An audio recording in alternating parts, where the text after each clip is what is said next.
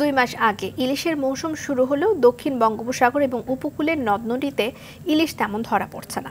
এতে হতাশায় উপকূলের লাখো জেলে এবং মৎস্য ব্যবসায়ীরা। নোয়াখালীর দ্বীপ উপজেলার হাতিয়ার জেলেরা জানান যে প্রতিকূল আবহাওয়ায় তারা সাগরে যেতে পারছেন না। আবার ঝুঁকি নিয়ে সাগরে গেলেও মিলছে না কাঙ্ক্ষিত ইলিশ।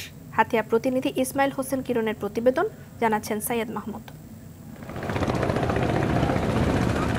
সাগর উত্তাল, যে কারণে অনেকটা কিনারা ঘেঁষেই ইলিশ খোঁজার চেষ্টা করছে জেলেরা, কিন্তু জালে উঠছে না আশানুরূপ ইলিশ। পাল্টে গেছে নদী পাড়ের চিত্র। নেই ব্যাপারীদের হাঁকডাক কিংবা কেনাবেচার তোড়জোড়। অনেকেই কাটাচ্ছে অলস সময়। জেলেরা জানান প্রতি বছর জুন থেকে সেপ্টেম্বর এই 4 মাস ইলিশের মৌসুম। সেই হিসেবে এখন ভরা মৌসুম, অথচ নদীতে ইলিশ ধরা পড়ছে না। এতে বিপাকে হাতিয়ার 20টি ঘাটের অন্তত 10,000 জেলে। জেলেরা বলছেন সাগরে আসা যাওয়ার খরচ পর্যন্ত উঠছে না।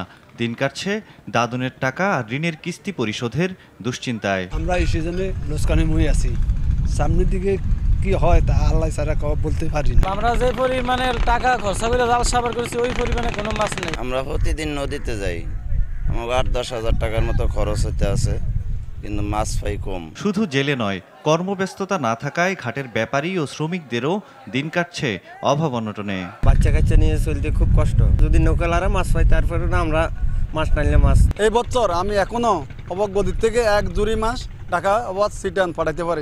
ফেনা করি সুদূর উসে ধান উসে বাদাম উসে টিঙাল তারা কিছু বাকি ঝুঁকি দেশ ফের ওই জন্য চলে গেছে। মৌসুমের বাকিটা সময় ইলিশের আকাল থাকবে না বলে আশা করছেন এই কর্মকর্তা। মৌসুমটা এখনো শেষ হয় নাই, সামনে আমাদেরও আরো অনেকটা সময় রয়ে গেছে। কাজে আমরা আশা করি এই ব্যান পিরিয়ড পাওয়ার পরবর্তী এখন যে সময়টা চলছে এই সময়টা যারা যে মৎস্যজীবী মানুষ আছে তারা সঠিকভাবেই মাছ আহরণ করতে পারবে। ভরা মৌসুমেও কেন মিলছে না ইলিশ?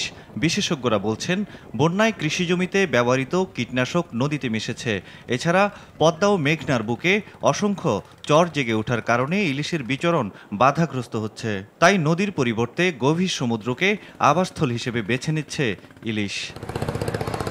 সৈয়দ মাহমুদ, RTV।